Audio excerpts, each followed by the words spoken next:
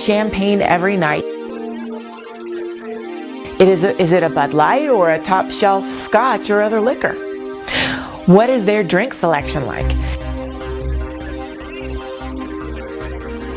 Champagne every night.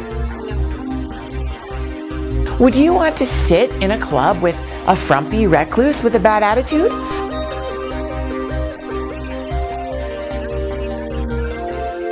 So here are the ways to identify a whale. With these elements in place, you create your ultimate signature atmosphere, also known as the champagne room.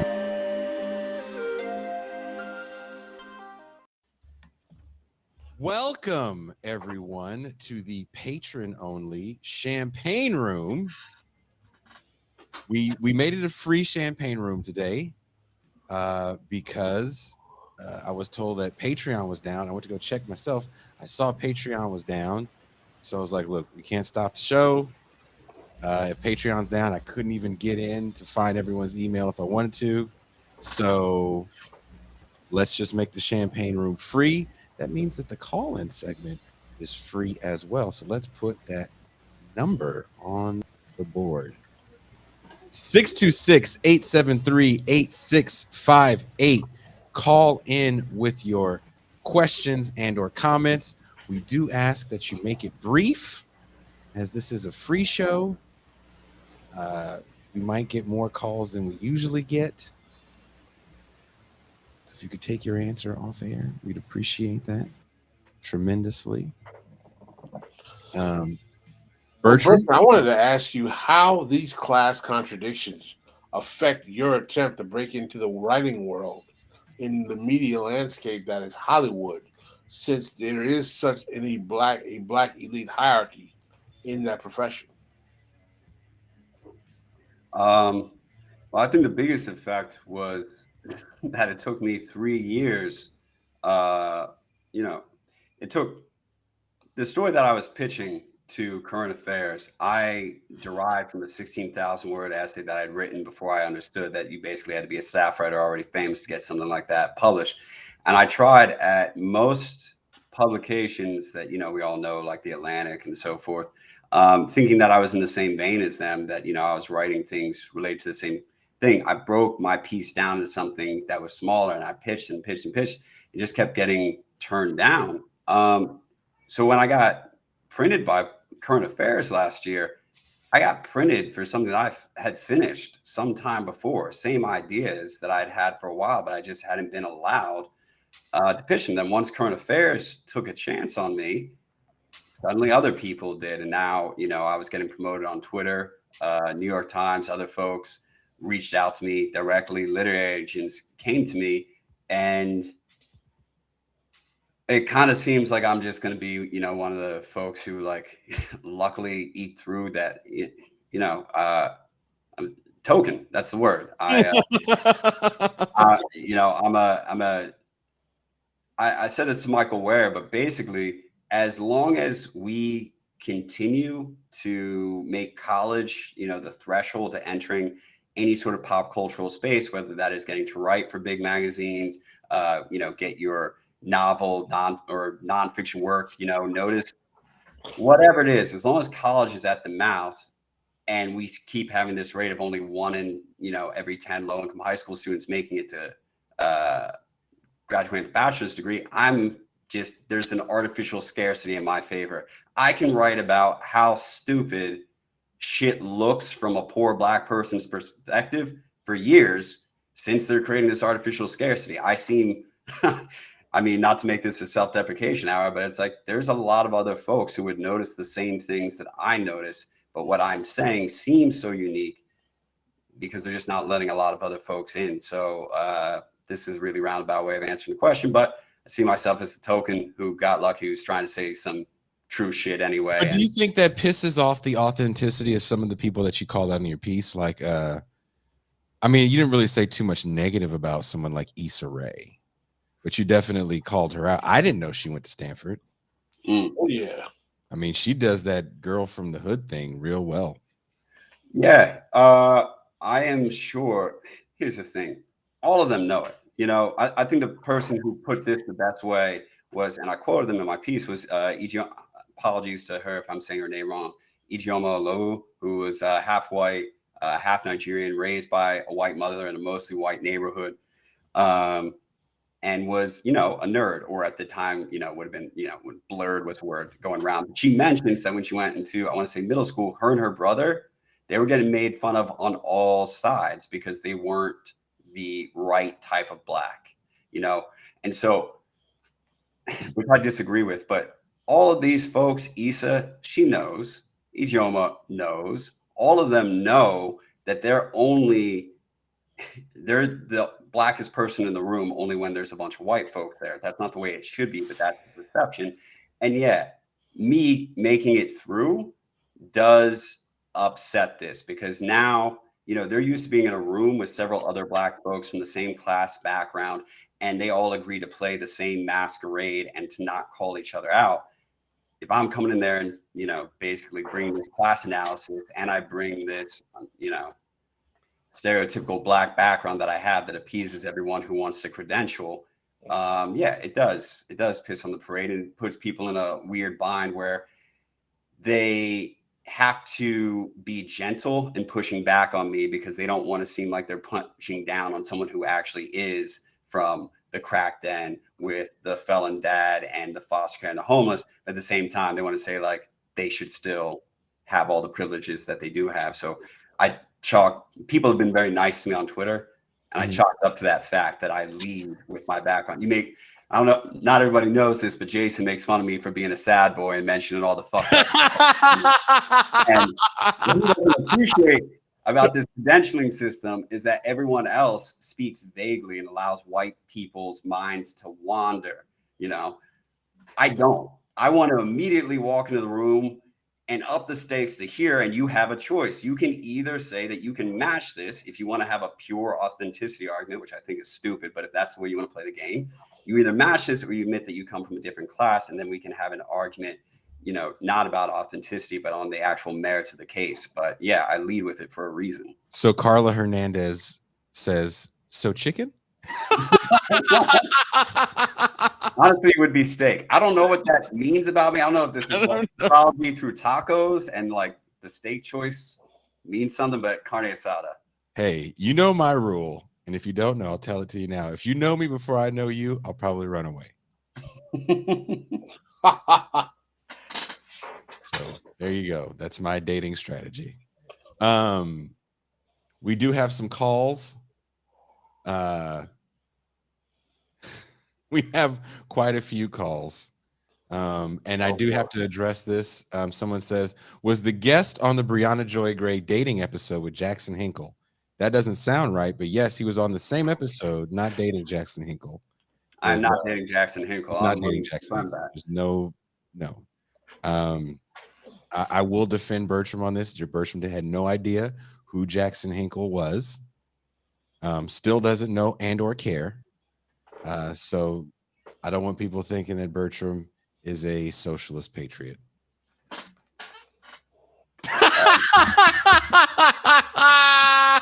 Yeah. I mean, I don't know how many people know behind the scenes, but you try to pull these podcasts together pretty quickly.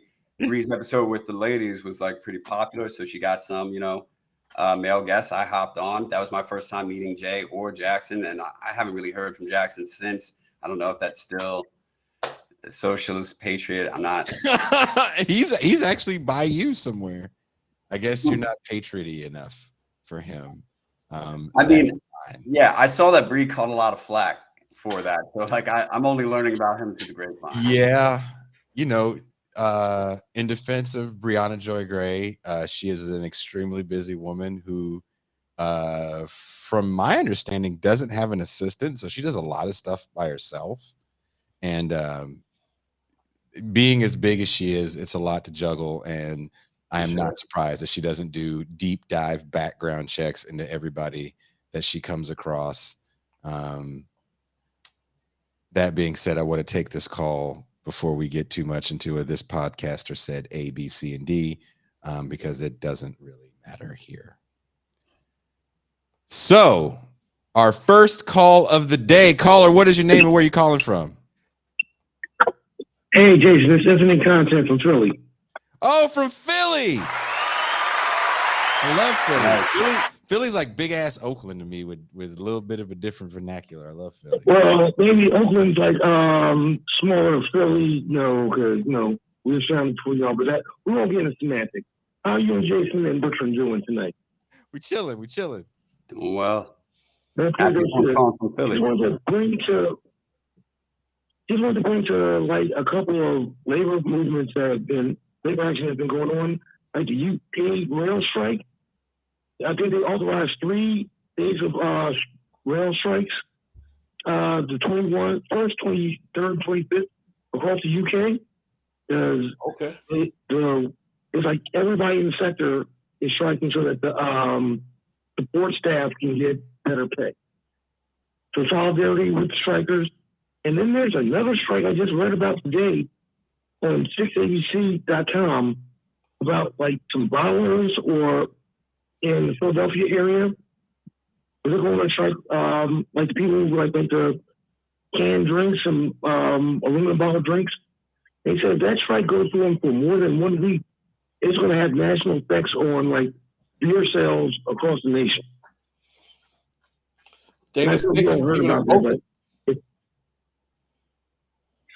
So it might affect Coke and Pepsi, but I believe it will affect more the types of drinks that you folks don't normally drink. But eventually, if you start having the bottlers and what things like that start striking, it's going to eventually have a domino effect. You can mix and match that, but they have to. It's going to be deleterious if it goes more than a week.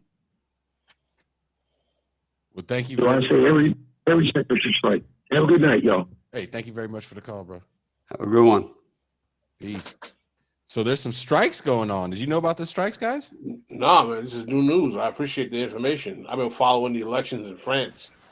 If I can promote another strike, there's a stripper strike in North Hollywood that's been going on for 2 months. And, a stripper strike in North Hollywood?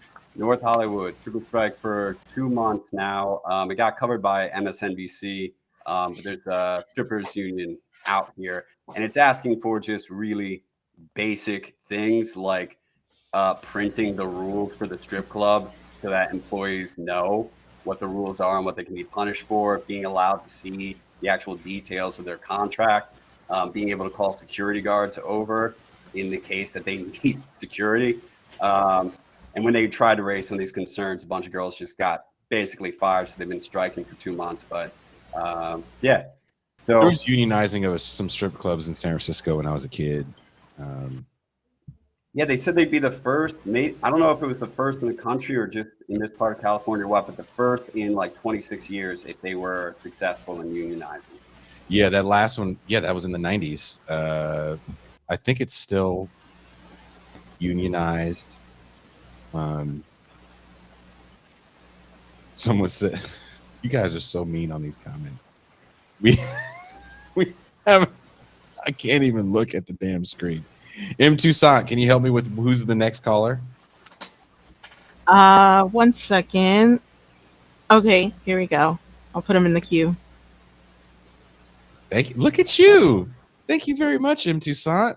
Getting right to it, man. I know this show is so much better when the call screener does their job. Happy Father's Day, by the way. Oh, wow. A little ice pick action there, a little Trotsky ice pick there. Caller, what is your name and where are you calling from? There you go. I'm Spencer. I'm calling in from Kansas City. Spencer, Kansas City has some of the best barbecue in the United States of America. That is what I am told, but I grew up here, so I don't have anything to compare it to. You said you grew up Jewish? He grew up there. See, he grew up I grew up there. here, so I don't have anything to compare it to. You said I grew up Jewish. I was like, I think Jewish people can eat barbecue. They can. I guess. As long as it's kosher, I suppose. Yeah, well, hey, I know y'all have a public call in, so I'll go ahead and hop to my question if that's cool. Yeah. First of all, actually, I just wanted to say, huge fan of the show. I love y'all's work. I'm the #1 Trotskyist listener of This Is Revolution podcast as a member of Socialist Alternatives. that is a hell of a. I mean, hey, you guys are It's a trot. You're cool with her, right? We just like to have fun with Trotskyists. So. No, I know. No offense. I'm used to it. You get used to it being a trot online. Anyway, let me cut to it. So I kind of grew up in a less liberal political bubble, and I know a lot of progressive white people who suffer from this kind of white guilt-driven analysis that leads people to conflate the Black experience with like poverty or lack of privilege, and leads them to kind of think that like poor white people either can't be oppressed or that their oppression is not deserving of the same amount of like empathy. And I used to think like that too. Like when I was in college, I read The New Jim Crow. Y'all mentioned that earlier. Yeah. That was an influential book on me early on. But eventually I did come to a more materialist analysis, especially through a lot of like the contradictions of the Democratic Party and stuff like that. But here's my question. Mm-hmm. I struggle to help others move beyond this frame. It's in part because like everything in this broadly progressive world, y'all mentioned 13th as well, right? The New Jim Crow, and then frankly, basically the entire Democratic Party kind of pats people on the back for adopting this analysis and this kind of tricky conflation of class with race, but that also elides a real class analysis. It's really hard to untangle, I think, for the progressives out there with good intentions who are kind of laden with this white guilt. So I guess, maybe not Jason, especially from your touring experience, I'm curious, but from all three of you, what do you think about how to show gently, as a white socialist, how to show some of these white liberals that their progressive ideals are being twisted and that, and they've kind of adopted this strange race reductionism because of the left flank of capital, without indicting either their morals or coming off like a right winger. I've got my ideas, but I would be curious for your input. Happy to take my answer off there. Hey, thank you very much. And this is Spencer, right? That is correct. So hey, nice for you to finally call in, Spencer, because we talk back and forth. You send me messages, so it's actually I put a voice now to the face icon. So thank you for your question. So I'll let the guys answer it. Thank you. I think the best way to do that is I think the best way to disabuse progressive or left-leaning or liberal whites from a race reductionist analysis is to expose them to Black political history and let them read how exactly this race relations format came to be, and let them actually read the political analysis of Black left figures throughout history who have challenged this type of myopic race politics, or even Black radicals throughout history, or even Black liberals throughout history that have tried to challenge this kind of myopic analysis, and let them know that there are class stratifications that exist within Black communities that have been used as a means to unfortunately maintain this kind of racial ventriloquist unitary politics and containment paradigm that works to the disadvantage of Black folk. E. Franklin Frazier is a good book, without a doubt. Preston Smith is a good book. Adolf's stuff is very good. There's various writers who've done a good job of trying to collapse this. What say you, Bertram? I have to just fully second that point, that a lot of the reason why a lot of well-meaning white folks in that political camp feel like their hands are tied is because you're playing only with the books that, are, this limited list that's being shared around, the same book list that, goes up on Amazon after every police shooting, that if you broaden what you're reading, and it's unfortunate that you have to engage in this sort of gamesmanship, but yeah, you are your best bet is to stand behind Black writers who have made similar criticisms to what we've all made here on the show. So you have the names that Pascal named, you have folks like William Julius Wilson, who himself comes from poverty, and wrote The Declining Significance of Race, and really echoes a lot of the points that I've made myself. And that in the second edition of that book, he even calls out, and he's writing in like 1983 at this time, that the response to his book, from the Black middle and upper class was mostly like, oh, should we even be talking about this? It sounds like you're saying Black middle and upper class folks don't suck. So you can see Black folks with a class consciousness contending with this for like a really long time. I'm just going to throw out there, because I guess it comes up in work. there's also, people tend to think that like if you're in business corporate spaces, which happens to be where a lot of white folks really come into what side they're supposed to be on when it comes to these questions, there's alternatives in DEI as well. There's other folks who are still in this camp where they would have class consciousness. I asked about this on Twitter the other day, but you can find whatever you need. There's like Black folks who write about class, and there's Black folks who have, I'll say, more class consciousness, who also work in like business spaces like DEI. Maybe I'll repost the links or lists that folks gave to me on Twitter when I was asking about that. But yeah, just diversify who you're reading. Well, on that note, we have more calls. We actually do have a lot of calls. M. Toussaint, are you back? M. Toussaint. I'm definitely better looking than Pete Davidson. That's not even a contest. Pete Davidson looks like a corpse. Yeah. M. Toussaint is having all kind of computer problems. M. Toussaint, are you back? I think so.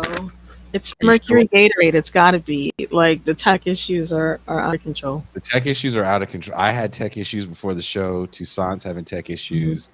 If the faceless voice is having tech issues, then all Patreon was down, so we get to do a free show. This is insane. So yeah, I hope people appreciate us doing this free show, because I am very nervous for what's going to happen, and my behind is clenched extremely tight. Oh, I got Machine Gun Kelly too. Now, Machine Gun Kelly and Pete Davidson don't even look alike, so you know this is going all over the place. What? Toussaint, who does Bertram look like? kind of no one. But you know what? Let me sit with it. Let me sit with it. I can see why they say Pete Davidson, but Pete Davidson looks to me like a living zombie, and Machine Gun Kelly looks like any white dude. I can see my, ridiculous hair and maybe my voice going in the Pete Davidson correct direction. Machine Gun, though. That's just mean. That was just a dig. Toussaint, who's the next call? I'm gonna put him through. Thank you. I can't do this without my call screener, by the way. So Toussaint is an extremely important part of this show. I just want you to know that. I didn't know you had tech issues before the show, and I told Pascal you were taking a lady dump. Why that needs to be brought up now, I have no idea. Well, now his buttocks are clenched, and so I guess we don't have to worry about that. I got a private message, Bertram, that says you look like a young Lou Diamond Phillips. No. So you look like a young Filipino man. I veto that. Okay, so we're gonna push this call through. Okay. Yep. Hold on, we gotta push this call through. I feel like I get more comments on my appearance than other dudes in this space. Hey, be thankful. It means people care about you. That's what it means. That's You how embrace those comments, because they say mean things about me and my chest hair. Caller, what is your name and where are you calling from? Oh, hello. My name is Owen, and I'm calling from St. Petersburg, Florida. It's nice to be here, and I'm a fan of all of you as well. Thank you, Owen. Shout out to St. Pete. I got friends in that area. What's going on, Owen? Nice. I wrote down my question specifically because I know you guys don't have a bunch of time, so I'll just say it real quickly. Just tell me when you're ready for it. We are ready, Owen. We are ready for your question. I'm clenched. I'm ready. Sure thing. Gotcha. Knowing that the purpose of America's left wing of capital is to manipulate the role of race in our current society, how can the left take advantage of electoralism when the black elite is using it as a liberal project to distract from any economic-based collective action? Ooh, that's a good question. Oh, sorry. Sorry. Thank you for your question. Thank you for your question. The guys are going to get to it right now. Thank you, Owen. That's a real spicy Of course, question. thank you. Peace. I like that question. He was You ready. go first. Owen was ready, dude. Owen was motherfucking ready. When someone says, I wrote it down, I got heat for your ass. Who wants to tackle it first? Which one of you smart guys wants to tackle it first? Don't all jump at once.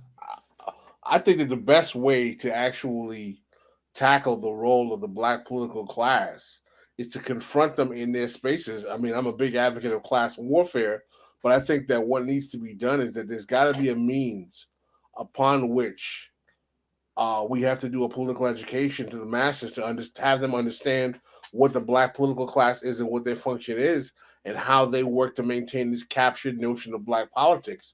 And I think that we have to engage in a kind of sophisticated class warfare where people, Black, white, or whatever, can challenge the Black political class on their role as racial brokers for the Black masses at the behest of the ruling class. And I think that the methodology of class warfare has to be increased in its sophistication in a way that, quite frankly, becomes much more, not necessarily physically confrontational, but ideologically so. Ooh. To that point, it was pivotal for me to be going to graduate school in 2014 when you were seeing a shift in the feminist discourse in the mainstream, that you were going from any woman in the public sphere can speak on behalf of any other woman to these really sharp class-based critiques of folks like Sheryl Sandberg, and then I already mentioned sex workers once, so why not again? When Lena Dunham and what's her name? Meryl Streep and several other folks all came out against an Amnesty International report that was like talking about decriminalizing sex work. They came out against it, but the report was actually, written by women who were sex workers and who were lower class. So this class critique came out, and you can still see it every time a women's march doesn't seem like it was class conscious. I think we have to get to a point where there's enough folks, because we all talk to white folks behind closed doors who are aware of these contradictions and inconsistencies. Black folks should be calling them out as well, but yeah, we need that critique to be coming out. We need more folks to feel like they can call out when someone is speaking for all Black people with no knowledge of class. That same sort of criticism, because when it happened on the feminist side, those arguments would get circulation in Vulture and Vox, in mainstream mags. So we need to do something to empower more folks to do that criticism and have it circulate at that level of pop culture. That seems to embolden other folks on social media. Well, Owen, I hope we answered your question. We do have more calls to get to. Toussaint, do you have an answer to that question or a comment or something you'd like to add on?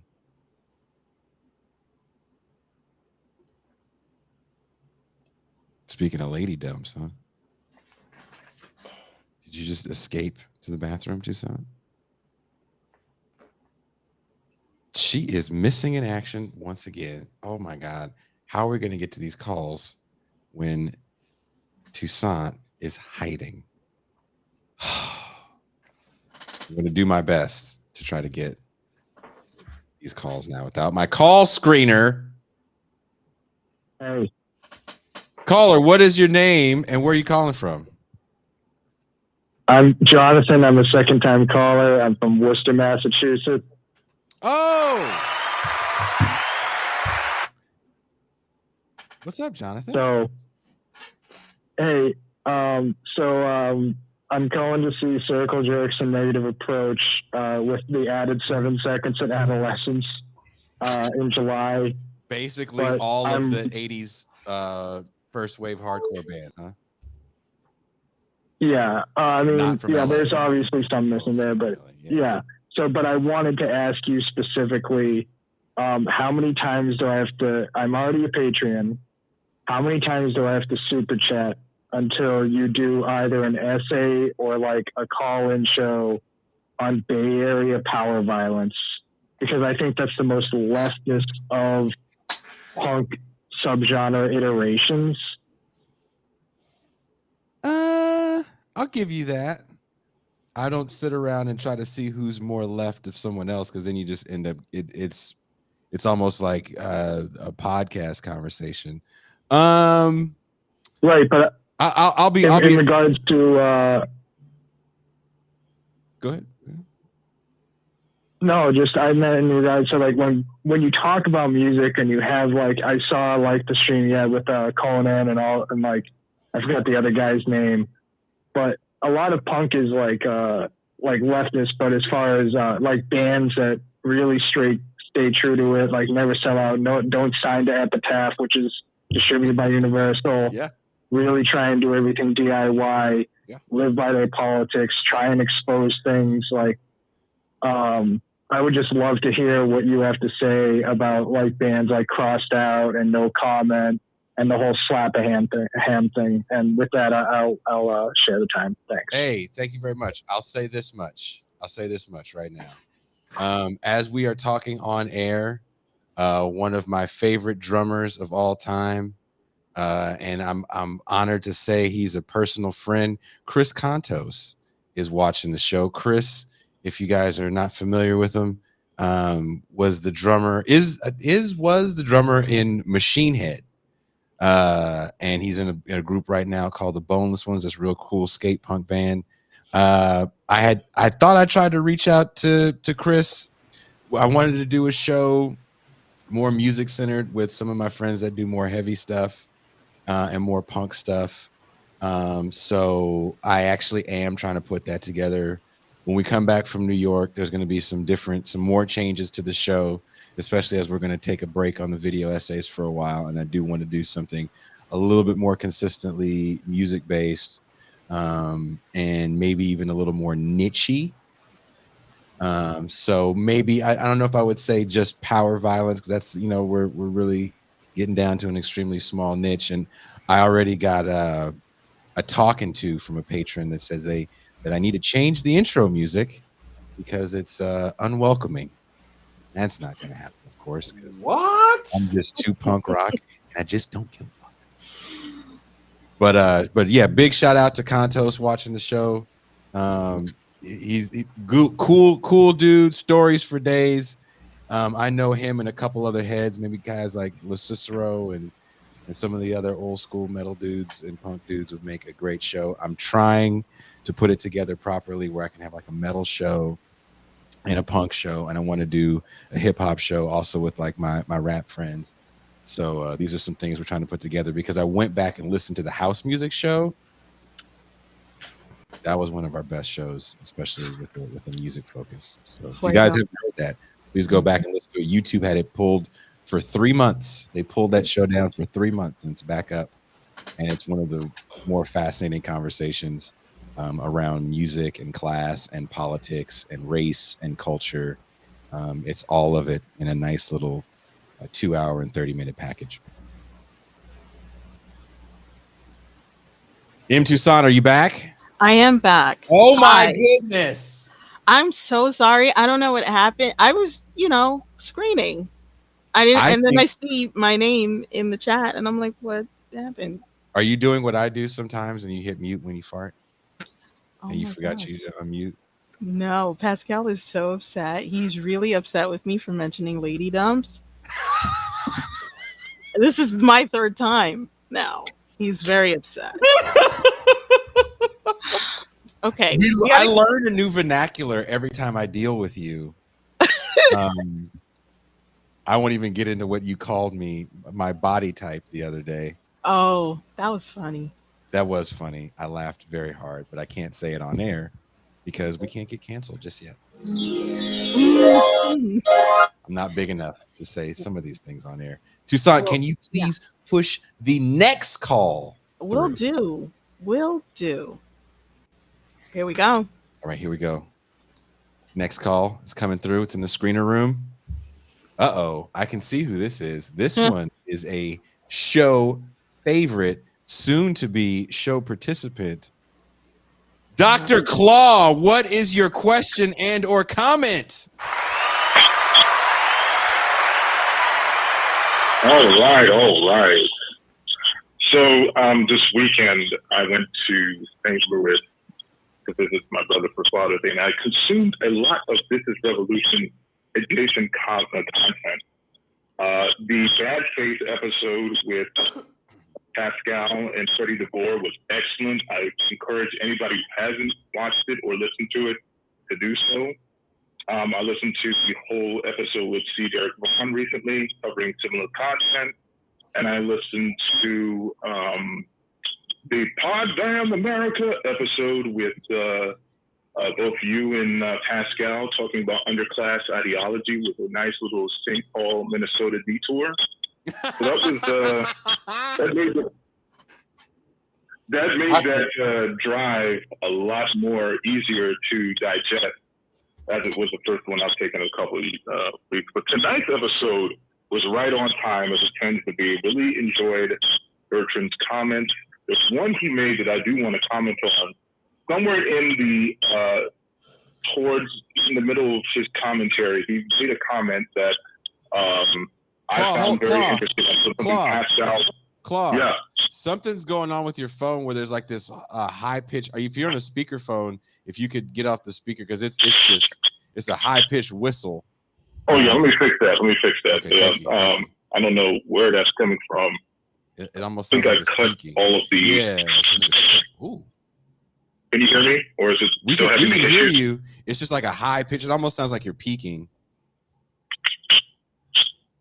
Okay, I'm pushing the stuff away in case there's any feedback coming back. Okay, so anyway, Bertrand's comment that I thought was very much in line with what I've heard on the show, especially from Pascal, about how some Black commentators or academics or whoever will basically embellish their history of poverty or whatever that makes them seem more Black to be the spokesperson.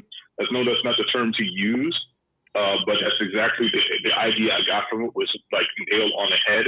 And in the chat, there were some really good comments from people who say that, this is something that white people even do. Like J.D. Vance, who unfortunately is a candidate for U.S. Senator in my state of Ohio. With Hillbilly Elegy, this guy is 100% a PMC, lives in a cul-de-sac, probably drives like, a big, luxury pickup truck, talking about, I know poor people in Appalachia and in the South. It's absolute BS.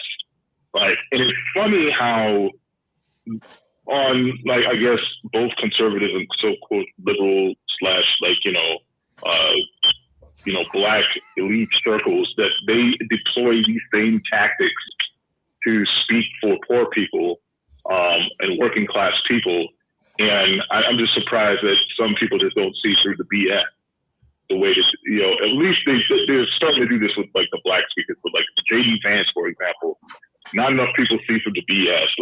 When I actually saw that guy speak, I was like, whoa, this guy is the Trump whisperer? This is BS. So I thought that was a great comment that he made in the middle of a lot of great comments, including starting this space about how college seems to be the route of which people are legitimized to speak. I see that in the workforce a lot.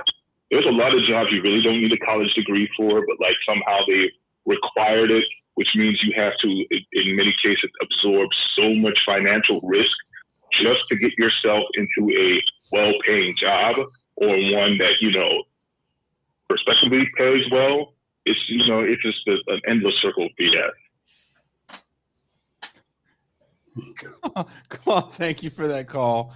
Please check the comments, as people have been cracking me up with some of their comments about your whistling problem on your phone. Yeah, I don't know what that feedback is. I don't know what that feedback is. I'm using a headset, so I didn't get any of these extra noise, but somehow I just can't seem to avoid it. So I don't know where it's coming from. It's good to hear from you. It's good to hear from you, Claude. Thank you for checking out all that content, man. That's some good stuff. Thanks for the call, Claude. Peace. Really good stuff, guys. Peace. I want to add to that, something that I've seen up close and that I also got to experience on my own is that it's kind of like a vicious circle, because Black folks from poverty, if all of a sudden bottom of working class Black folks and Black poor folks were to get into college in mass, if they were to be represented in those classrooms, they would never let most of this go by. They would immediately call out all the folks who clearly don't speak for them, at least if speaking for someone means coming from the same community. it's really something that only gets to continue functioning for two reasons. One, there's so few Black poor people who make it there to even call anybody out. And then they also have to get lucky enough to get a platform where they're calling someone out would be noticed. And then I've also seen situations like where a lot of former Black poor folks who do make it to a position, they're very polite. Like William Julius Wilson was a gentleman. Like he was coming from Jim Crow era poverty. Dad died, I want to say, doing like steel mill work.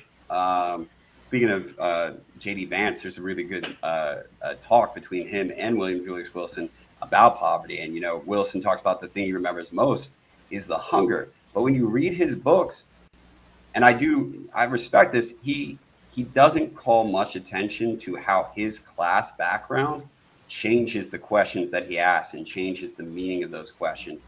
And he doesn't call out some of his middle and upper class peers very often or very harshly. And I've seen him be gentle with several dudes, including like he mostly let Ta-Nehisi Coates, he sat across him in a talk and let Coates duck a question about class, like just bowed the question altogether. A lot of these folks are real. People like Coates. Yeah. People think he's a great writer, and they think there's something beautiful with his penmanship. And don't get me started on the beauty of his writing, Pascal. Good wordsmith, horrible ideas.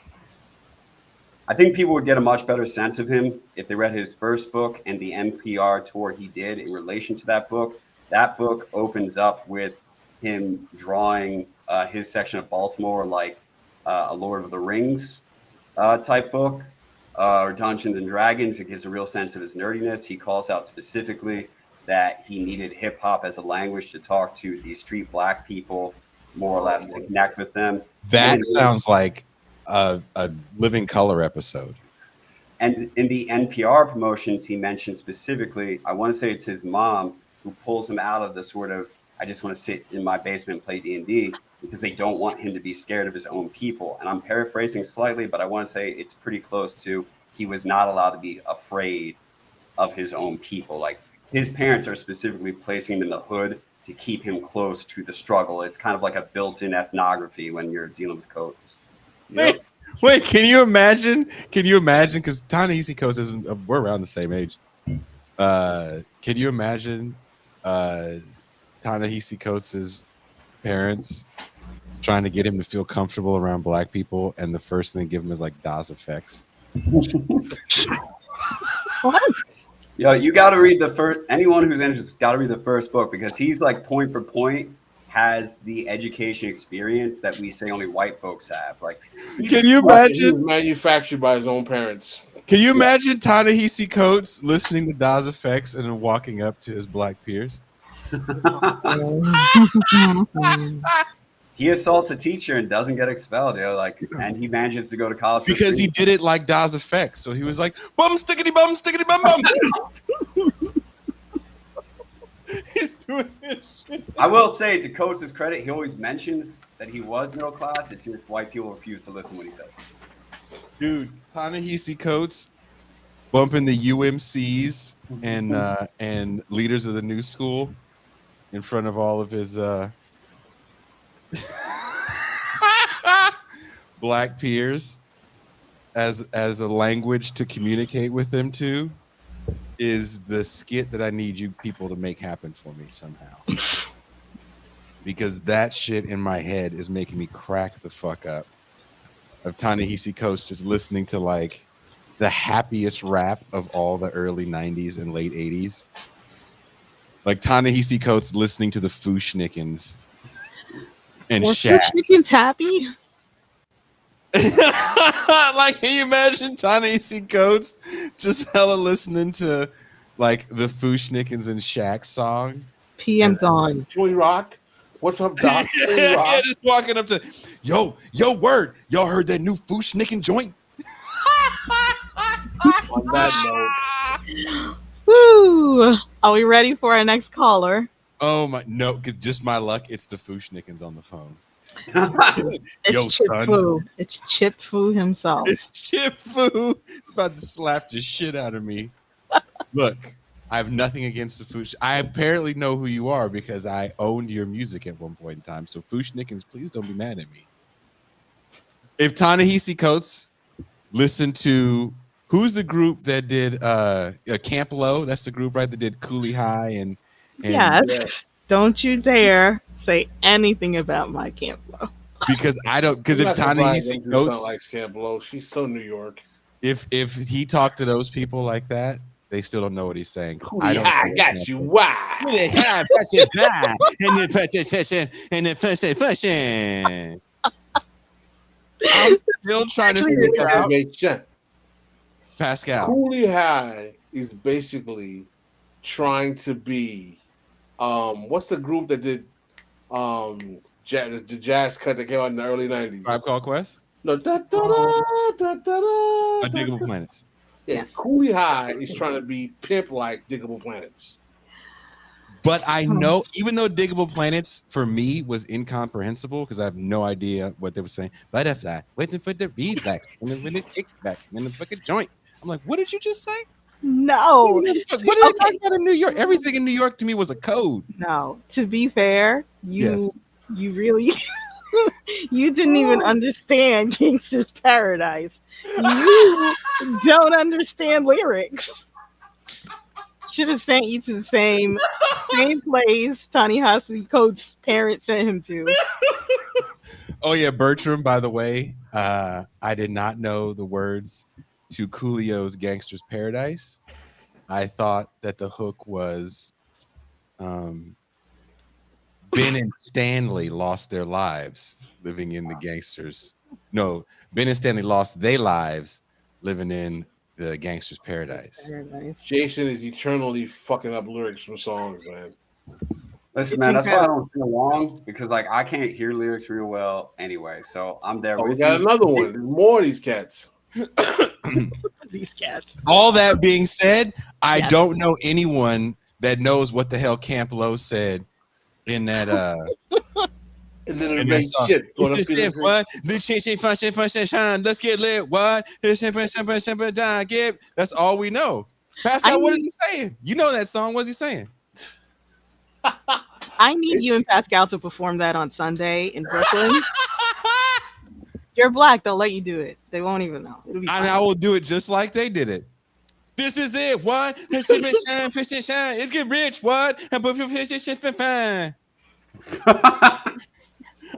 don't know what they said in that song. If anyone here knows Camp Low and can have Camp Low call in and quietly and slowly read those lyrics off, I would love to know what the hook is because I've yet to go to a club. I don't know anyone that when that song comes on, everyone goes, "This is it, what?" And then everybody just gets quiet. Oh my gosh. Do you sing? Camp Low is going to call in and tell you about Ben and Stanley losing their lives. Well, I also just found out that Michael Jackson actually was saying words in that song we thought was Mama Say, Mama Sa, Mama Makuza. Uh-huh. It's I told you we're not going to stop or some shit like that. Dope. I told you one time we're not going to stop. And I was like, damn, every black person I know has been saying, Mama Say, Mama Sa, Mama. It is Mama Say, Mama Sa, Mama Makuza. No, it's not. It's actually worse. Saying that in English this whole time? We don't know anything about Africa. Damn. We just thought everybody thought it was just Mike just dropped Africa on you. We didn't know. Damn. Wow. Everybody thought Mike was just dropping Africa on the nation. No. Damn. It's like I'm gonna say one more time, we're not gonna stop. I'm gonna say one more time, we're not gonna stop. I'm gonna say one more time, we're not gonna. You just Jason messing up the lyrics again. I'm being serious. I found this out 2 days ago. It crushed me. I used to think he was saying "keep one to the bus stop," and I would sing it. I would sing it at the bus stop. Oh my God, okay. Next caller. Life is rough if we could just look up lyrics. Well, back in the day, Bertrand, you couldn't. Keep on to the bus. Didn't even stop. write it on the inside of like the album. You couldn't check. You just went out with full confidence about bus stops and shit. All right. You know why? You know why? You know why? You know why? Because she had the bootleg record. Wow. That What's nigga wrong with didn't taking have things off the radio? no liner notes in her shit. It was a white cassette and a blank ass inside. Because this Negro had the Columbia House version. Bring back taping stuff off the radio. Put the power in the people's hands. Okay, wait. We have a call, and I'm going to put him through right now. Ready? All right. Keep on to the bus stop. To the bus stop. Don't stop till you get enough. Keep on to the bus stop. Caller, what is your name and where are you calling from? Yeah. Oh, damn. Is the caller mad? I don't know. Caller? Hello? Oh, shoot. Yeah. Oh, sorry, I was muted. Caller, what is your name? Where are you calling from? I'm Brett. Bradley calling from Texas. What's up, Bradley? What is your question and or comment? Well, I was recalling when y'all were talking earlier,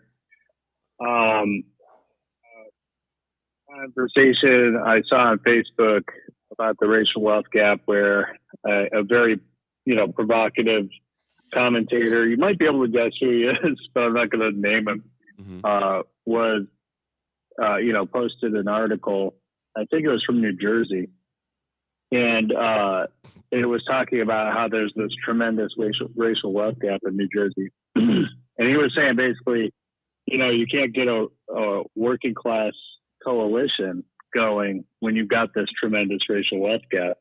It really stuck with me because I read down in the article and it was like, basically the two sources of that wealth gap were home ownership and retirement saving. Mm-hmm.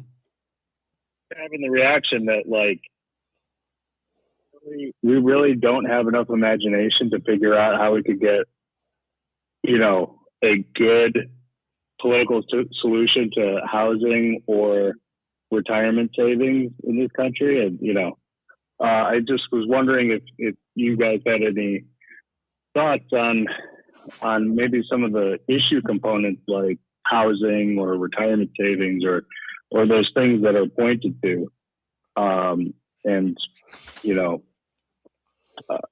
how those might be attacked and aren't really barriers to having a multiracial working class coalition. I think some of the best ideas about housing I've ever heard came from Randy Shaw, who said one of the things that we have to do is attack the way single family housing is zoned in communities as a barrier to being able to have affordable housing put in those communities. I think that's one of the first ways that we need to do. And I said with pensions, I think we need to move away from the 401k model, because the whole 401k model is designed to not necessarily protect people's money for retirement, but to get people to invest in the market. I think we should try to create some kind of collective trust where everyone, regardless of what their work status is, has a certain amount of revenue from their earliest jobs put into one collective state government trust, where instead of investing in the stock market, they buy secure treasury bonds or some type of securitized fixed market item, and they hold those money in trust over time, and they secure the revenue over a period of time after they mature, instead of investing in a market where we have right now, where people who have 401ks, they're watching their wealth depleted. I'll comment, on the housing, which I think is great to bring up. And I'm from New Jersey, and New Jersey's comes up all the time in just the history of fair housing. It's a terrible state for affordable housing. But yeah, the zoning laws basically function, almost as a cartel. You're allowed to tell people the minimum size that they can build, which means you get to say the minimum that you'll be able to make off housing.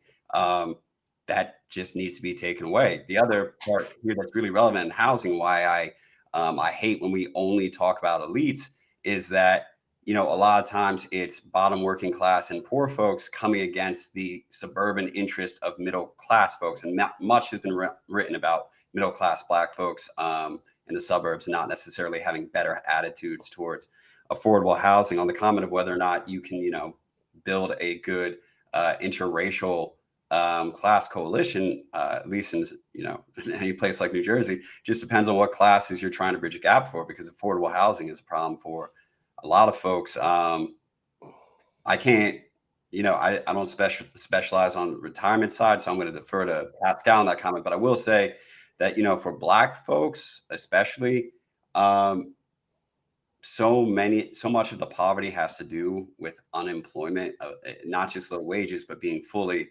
unemployed. And if there's no way to really have retirement savings except through employment, it just cuts off a lot of people. So some alternative government program, similar or in the vein of what Pascal's talking about, that was, you know, constant and applied and somehow accrued some sort of protections, whether or not you were working, or just included more people, would really help the Black poor. Because like if you're just looking at average retirement savings, you're going to have like all this weight at the bottom of the Black income distribution because of all these folks who aren't getting 401ks through their either not having a job or having a low wage job that doesn't offer those sorts of things.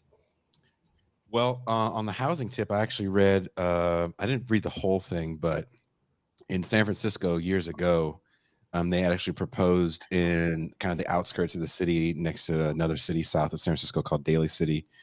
They wanted to build housing for teachers, as many educators were priced out of the city.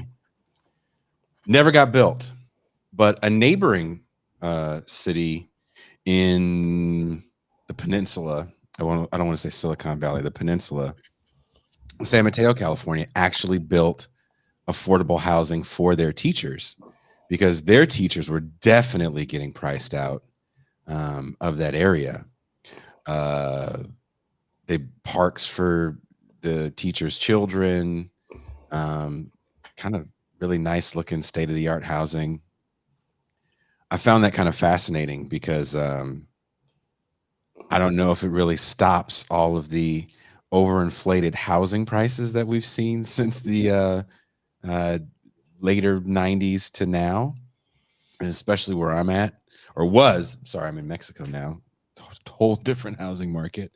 But I did find that interesting. So Tucson, if you could find that article, I think it was in the Chronicle, about affordable housing for teachers, which is one of the things that we never really talk about. Like when you live in these areas where people are extremely priced out, a few years ago, maybe a little less than 10 years ago, one of the most expensive overbiddings in the history of California happened in the Bay Area, in Sunnyvale. It was $823,000 over list price for a 3-bedroom, 2-bath house in Sunnyvale.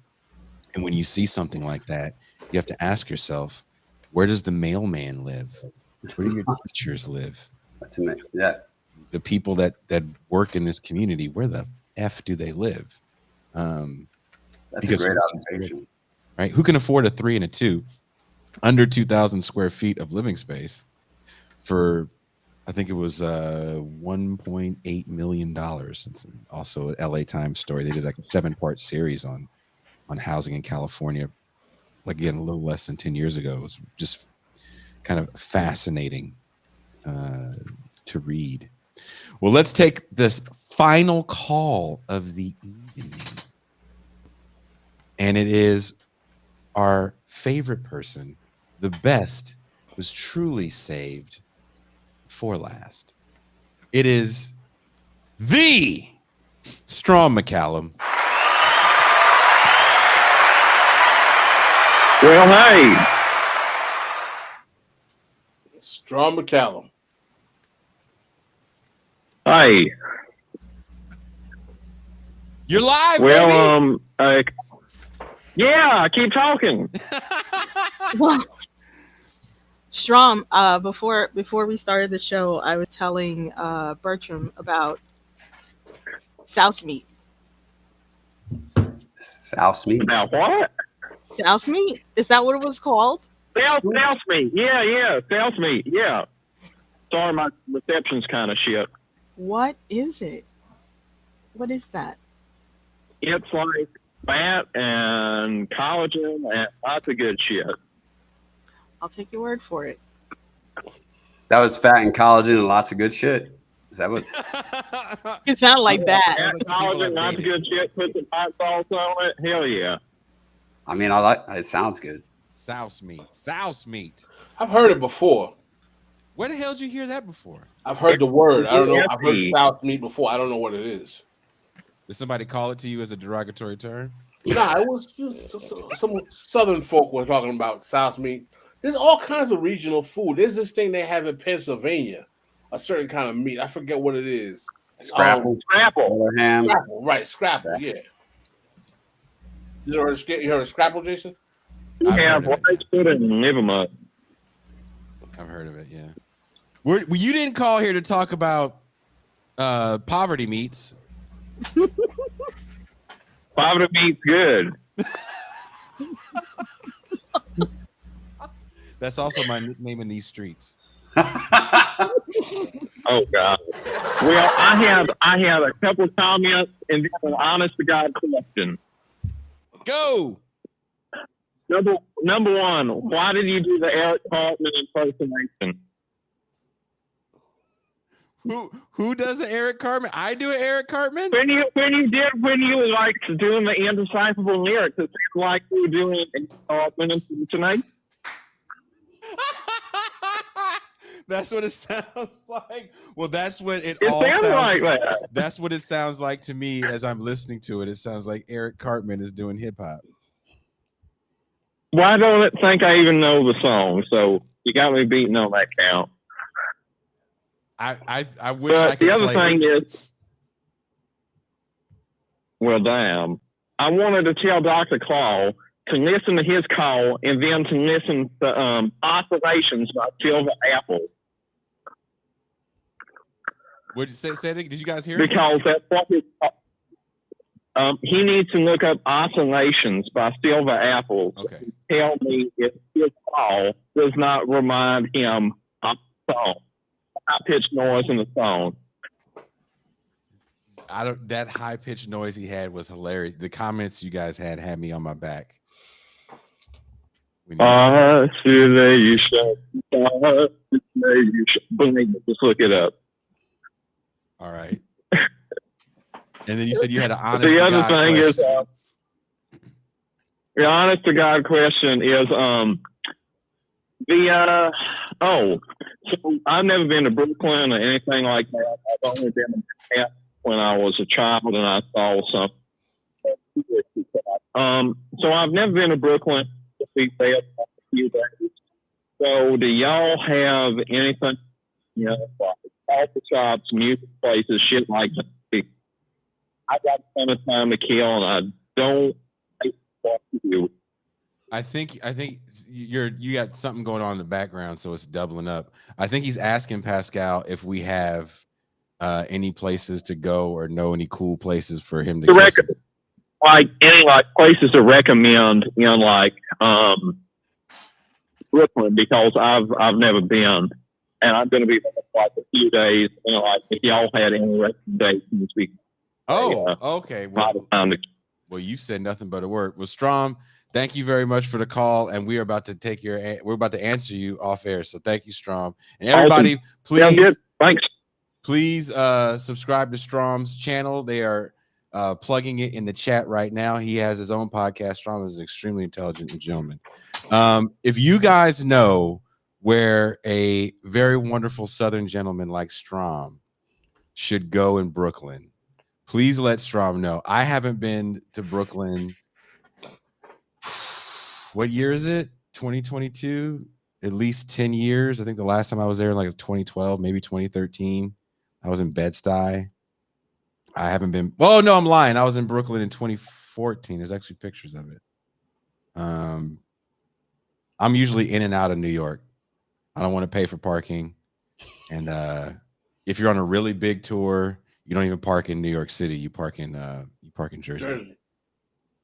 So I've never had good experiences with the police in New York.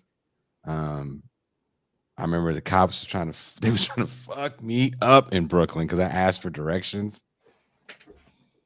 I didn't even ask for directions like Ta-Nehisi Coates after listening to hip hop. I asked for it like regular Ta-Nehisi Coates. Excuse me, sir. Kind officer.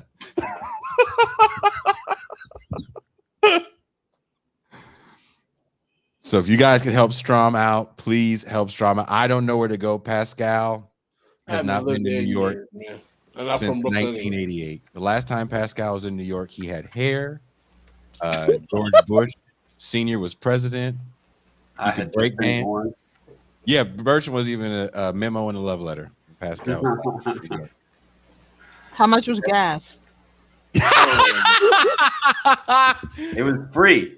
It was free, but he still walked up a hill 20 miles to school and back.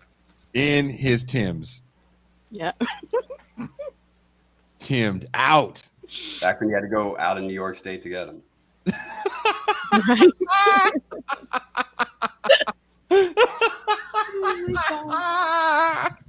Pascal beat up Nas in 5th grade. Anyway, on that note, getting late over here. We have a super chat. Stephanie Welch. Great show as usual. Glad you're on again, Bertram. It's always good to hear from you. Event question. Is the 26th the only one you have that week? No. A few of us will be at Ben Burgess's debate with Tim Pool, Tulsi Gabbard, and not James Franco. What's that guy's name? James Franco. Who's the Project Veritas guy? I have no idea. James Lindsay? James Lindsay. Yeah, Ben Burgess is going to be debating a bunch of right-wingers.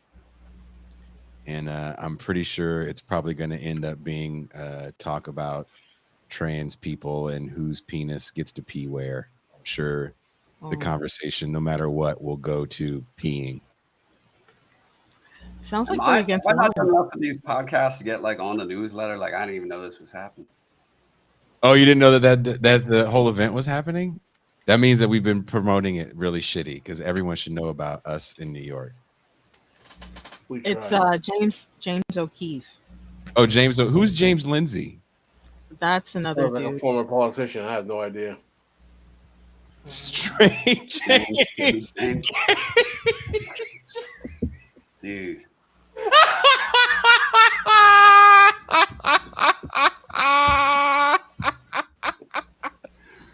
So we'll be in New York soon. Tucson, are you excited for us to go to New York?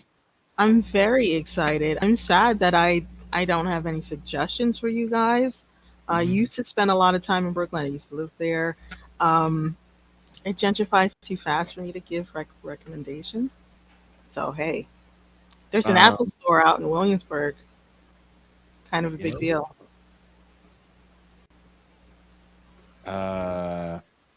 Are you ready for me to reignite the East Coast, West Coast beef? Oh my gosh. Are you going to wear the poncho? Yeah, I'm wearing I'm going to go buy a Warriors poncho and wear a Warriors poncho just for... And at the same time, you'll be surprised when New York cops react in a certain way. Better get a Rangers poncho. That's hockey. Is that what will keep me safe? The Rangers and stuff? Be safe, please. If I wear Tim's and a Golden State poncho, will they leave me alone? Because the Tim's will be the proof that I'm a New Yorker. You might get some phone numbers because it'll make you look a little bit taller. God damn! How are you gonna do the relationship? 5'10" is not enough for you New Yorkers? I don't know how tall you are. You're this big on my screen.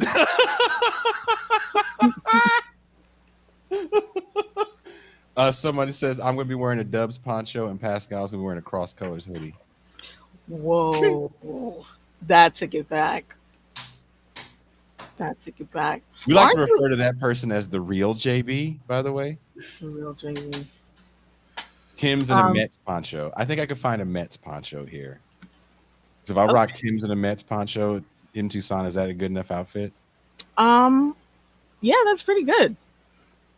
Especially if it's hot. It's very important if you're really hardcore that you wear your Timbs in the summer when it's really hot. It keeps your feet Pascal, the same temperature, not hotter. this is all true, right, Pascal? Everything she's saying right now about Timberlands. Hey, man, listen, man. It's Pascal late hates where I me. am. Pascal hates me. And if anyone watching the show right now, since we're doing this for free, and now you guys get to see what the champagne room is like, if you guys can reach out to Camp Low. And No. like, I'm not gonna Google the lyrics. There's someone watching the show right now knows Camp Low. Can you please find out what the hell the hook is in Lucchini? Because as far as I know, the hook is, this is it, what? Let's get rich, what? That's what it is until we are proven wrong. Okay. So M. Toussaint, you have your challenge to find Camp Low. They have to be around somewhere. I will get right on that, Chief. I will. On that note, thank you guys so much for hanging out with us for this version of the free Champagne Room. Bertrand, thank you once again for joining us. By the way, I'm going to be in LA next week. Yeah, I heard it all before. I know. Look.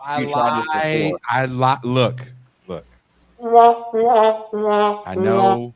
Jason Pascal is great. Maybe I see you. Maybe I don't. No, I'm kidding. Let me know. I know. I know. I gave you the rock star black guy lie. I was full of shit because I'm black and a musician. I'm not even sure you were in the state. You know. I was just like, I can't stop. I got to get to Mexico, but I gotta handle some business and would literally go to my mailbox. So, all right, let me know. No, I'm serious, and I'm gonna keep going north to meet someone about some production stuff. So, I was actually gonna hit you up. To me. This all works out perfectly. So next Wednesday, I'm gonna hit you up and see if you're not too busy, and we can go hang out in LA and do LA shit. All right, cool. Bring your Timbs, bro. Good night, Pascal. Pascal. It's a good show. Good show. Good show. Ready? You all out Thursday. Okay, we're going out old school, the original cartoons. We are out.